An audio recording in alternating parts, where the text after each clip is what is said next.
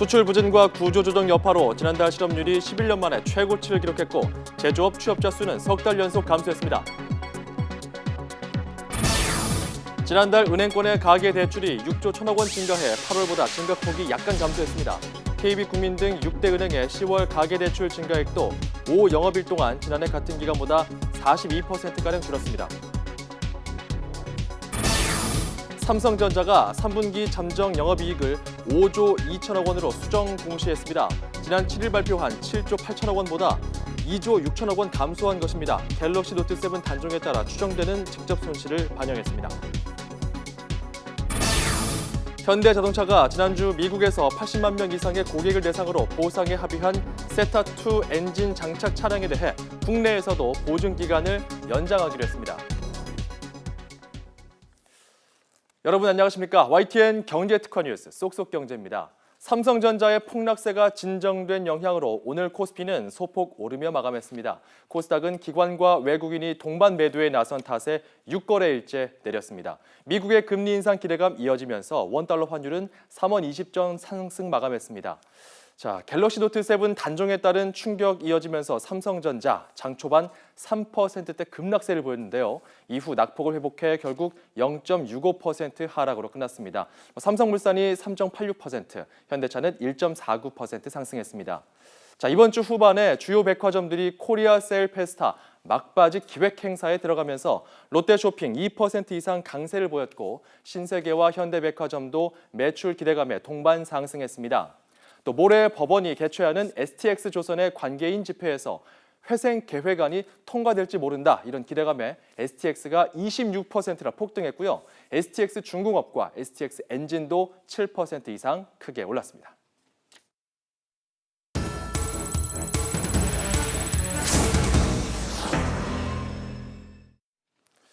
살아나는가 싶었던 우리 경제 다시 큰 위기를 맞고 있습니다.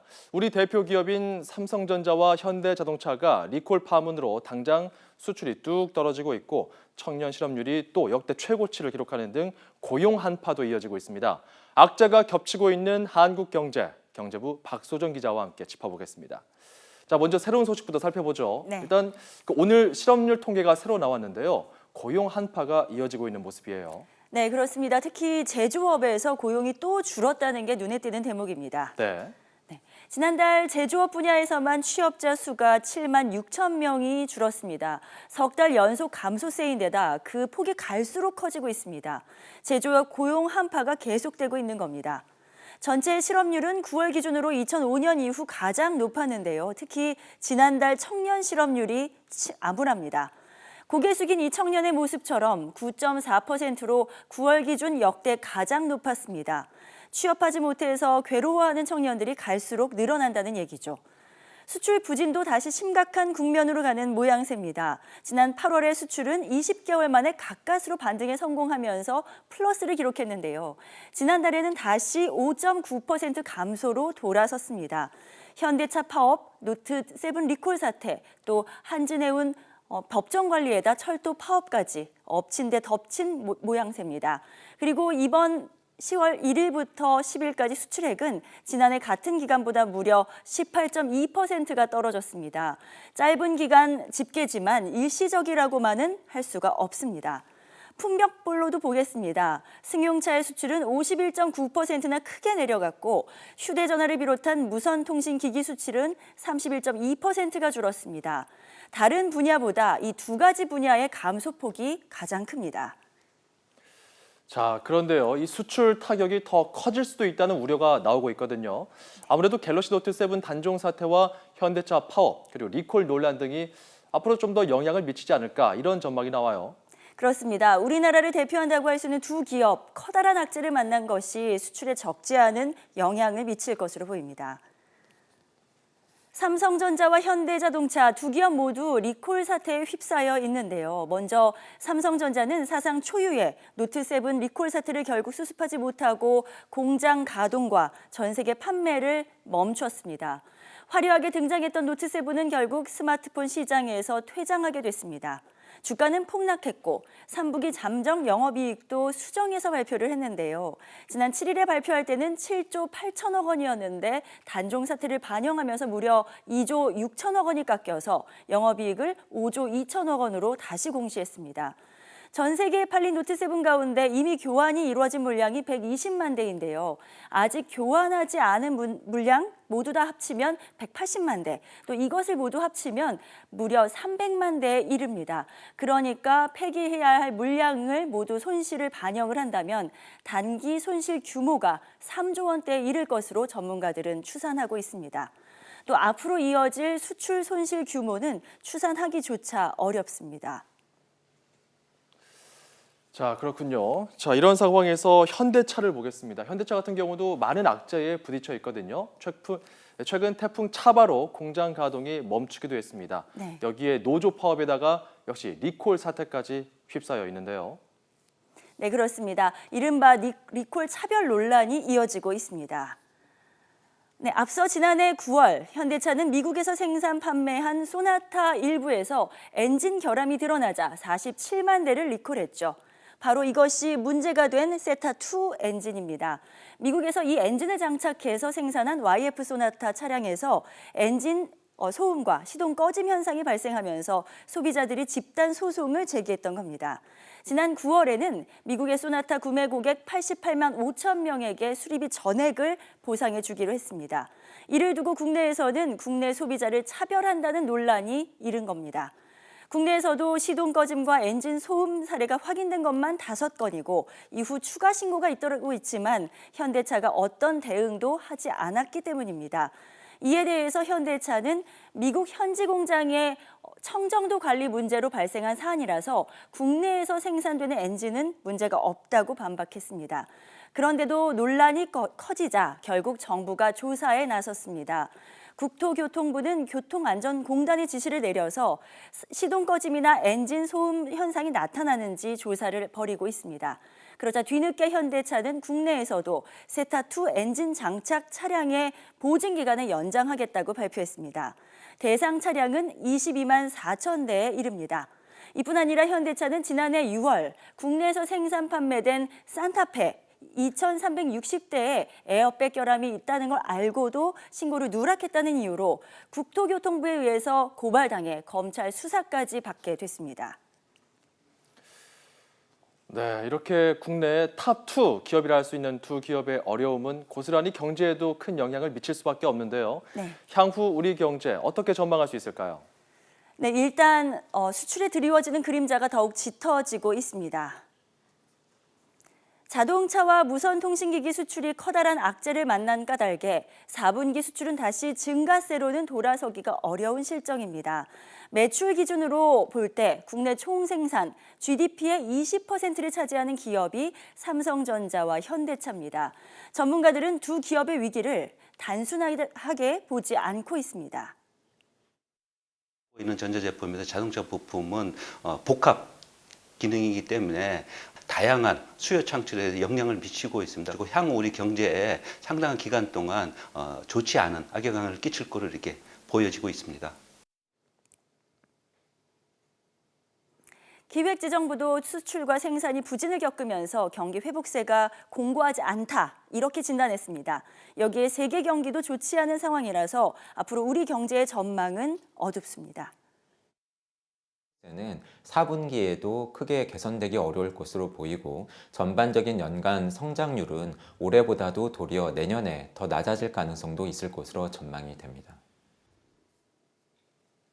구조 조정으로 더 어려워지는 고용 사정에 대표 기업들의 생산 차질과 다시 급감하는 수출, 미약하나마 회복되던 경기에 다시 찬물을 끼얹고 있는 가운데 성장률 전망 또한 내려갈 가능성이 있습니다. 기업과 정부의 위기 대응이 중대 고비를 맞고 있습니다. YTN 박소정입니다.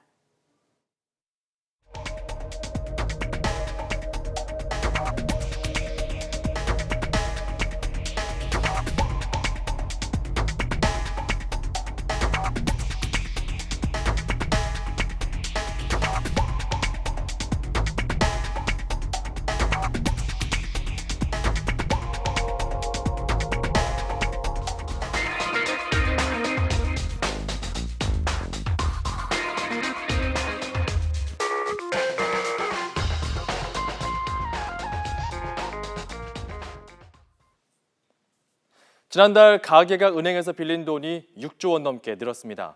정부가 주택 공급 물량 축소를 핵심으로 한 8.25 가계부채 관리 방안을 발표했지만 별다른 영향을 미치지 못한 모습입니다. 지난 2010년부터 5년 동안 증가한 액수 평균의 4배에 달할 정도고요. 관련 통계가 집계된 2008년 이후 역대 두 번째로 높은 수준입니다. 이 가계대출의 증가세를 견인하고 있는 건 주택담보대출인데요. 자, 이 주택담보대출, 지금과 같은 아파트값 상승세가 계속된다면 저금리로 은행에서 돈을 빌려서 집을 사려는 사람이 많아질 것이기 때문에 주택담보대출이 줄어들긴 어려워 보입니다. KB국민은행 박원갑 부동산 수석위원 연결해서 이 내용 좀 짚어보도록 하겠습니다. 안녕하십니까? 네, 안녕하십니까? 예, 자 본격적인 가을 이사철인데요. 일단 최근 부동산 시장 동향부터 짚어보죠. 전반적으로 보면은 수도권 기준으로는 화랑세 정도로 볼 수 있을 것 같고요. 이 저금리가 계속되면서 부동산 시장으로 자금들이 계속 유입되고 있고 가을 이사철까지 겹치면서 가격도 비교적 많이 오르고 있는 상황입니다. 특히 이제 신규 공급이 줄어들지 모른다는 막연한 불안감 때문에 매수세가 좀 늘고 있는 그런 모습이라고 보면 되고요. 예. 분양시장 같은 경우도 수요자들이 계속해서 몰리면서 청약 경쟁률이 치솟고 있다. 이렇게 정리를 해볼 수 있겠습니다. 네, 근데 최근 또 아파트값 상승세 정말 상투다, 꼭지다 이런 말이 나올 정도로 많이 올랐다는 이야기 나오는데 어떻게 진단할 수 있을까요? 상투는 지나가 봐야 안다 이런 얘기가 있거든요. 집값은 점술과 영역이다 이런 얘기도 많이 하는데 예. 알아맞히기는 쉽지 않은 것 같습니다. 지금 장세가 재건축 테마 장세거든요.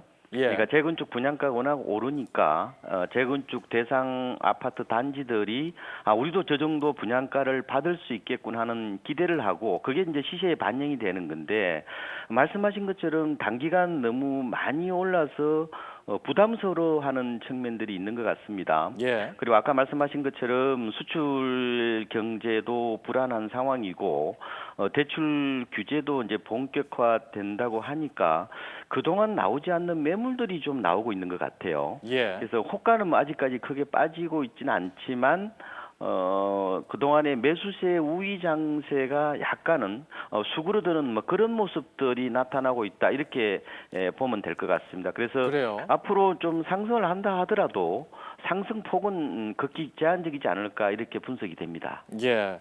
자, 그리고 이번에 이제 시중 유동자금이 부동산 시장에 몰리면서 이 과열되는 모습, 지난 2006년과 닮았다라는 분석이 나오고 있어요. 급락 우려도 제기되고 있습니다. 이 주장에 대해서는 근거가 있다고 보십니까? 일단은 10년 주기설 측면에서 보면 비슷한 면은 있습니다. 2006년하고 2016년하고 큰 틀로 보면요, 이 고분양가 후폭풍이라는 것은 같다 보면 됩니다. 말하자면 예. 분양가가 너무 비싸서 주변 시세를 덜 쑤시는 거죠. 2006년도 당시에 버블 세븐 얘기 아마 기억하실 텐데 그렇죠. 그때 판교 분양할 때거든요. 너무 높은 분양가가 주변 시장을 자극했고 지금은 이제 강남 재건축 고분양가가 해오리 바람을 일으키고 있다 이렇게 볼 수가 있을 것 같고요. 물론 그때는 수도권 전역이었고 예. 지금은 이제 강남을 중심으로 불안하다는 측면에 약간은 차이가 있습니다. 그런데 고분양가라는 측면에서 보면 같다고 볼 수 있을 것 같고요. 근데 그렇죠. 집값을 보면요, KB국민은행 조사를 이제 보면은 2006년도에 서울 아파트 값이 24% 정도 올랐습니다. 예. 근데 올해는 9월까지 한 2.7% 정도라서 작년이 5.5% 정도 올랐거든요. 그러니까 앞으로 이제 한 3개월 정도 남았는데 예. 지난해 수준으로 이제 크게 미치지 못할 것 같다. 강남구도 마찬가지라고 보면 되는데 예. 그래서 어떻게 보면은 정부가 이제 시장에서 이제 규제하라 이런 목소리가 높지만 막상 이제 규제를 하지 못하는 이유도 예. 크게 오르지 않는 어떤 그런 통계적으로 보면요. 그런 데이터도 있는 것 같습니다. 근데 알겠습니다. 아까 이제 급락 가능성 부분은 내년부터 입주 물량이 이제 많기 때문에 예. 전반적으로 약간은 조정을 받을 수는 있겠지만 급락 가능성은 현재로 보면은 가능성은 그렇게 높지 않다 저는 이렇게 보고 네, 있습니다. 알겠습니다. 오늘 말씀 고맙습니다. 네, 고맙습니다.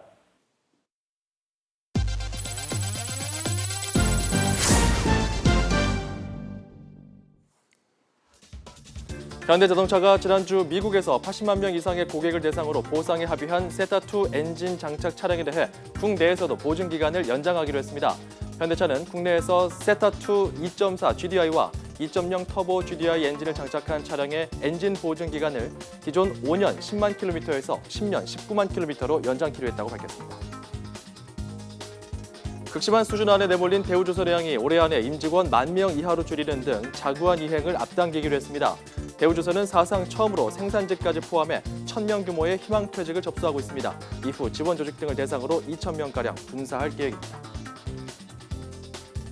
아시아나항공이 한국능력협회 컨설팅이 주관하는 2016 한국산업 고객만족도 조사에서 항공 부문 1위에 올랐습니다. 아시아나는 주요 노선 운항을 늘리고 항공 여행 선택권을 확대하면서 360도 가상현실 영상으로 여행 명소를 소개하는 등 차별화 마케팅으로 높은 평가를 받았다고 전했습니다. 로봇 산업의 최신 기술을 한자리에 모은 2016 로봇월드가 오늘 경기도 일산 킨텍스에서 개막했습니다. 산업통상자원부가 주최하고 한국로봇산업협회 등 4개 기관이 주관하는 이번 행사는 미래로 인도라는 주제로 오는 16일까지 국제로봇산업대전, 국제로봇경진대회 등이 진행됩니다. 쏙쏙경제 여기서 마치겠습니다. 시청해주신 여러분 고맙습니다.